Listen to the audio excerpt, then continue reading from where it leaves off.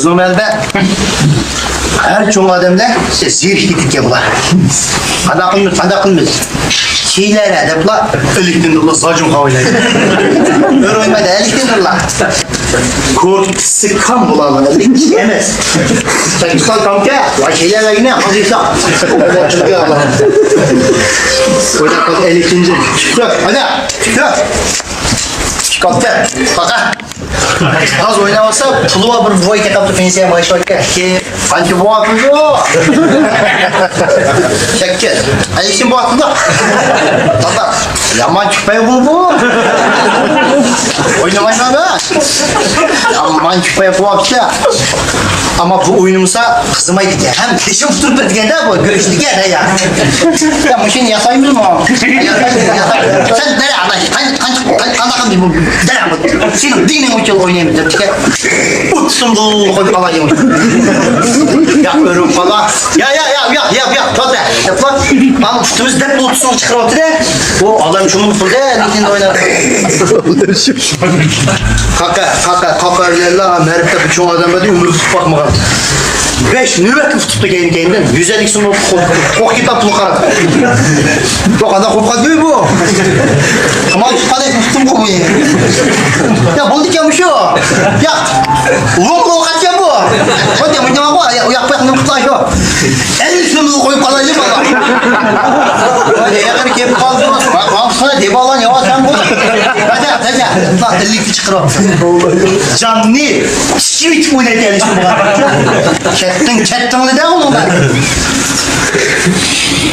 8.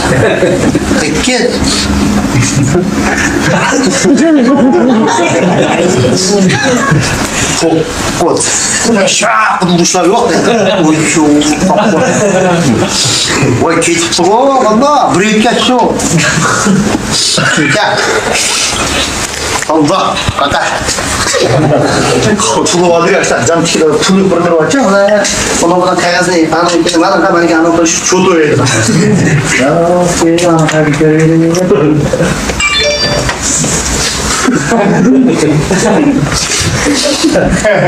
Ya senin amban ye.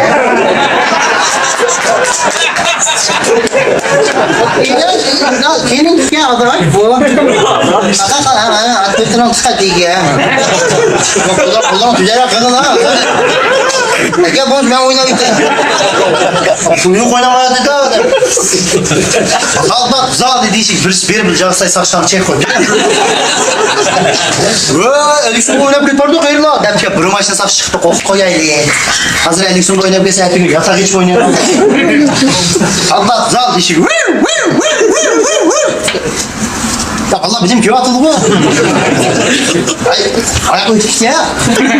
Yatakçı mı? Uçuştu ya. Ya vallahi ben sana atacağım ama sen de.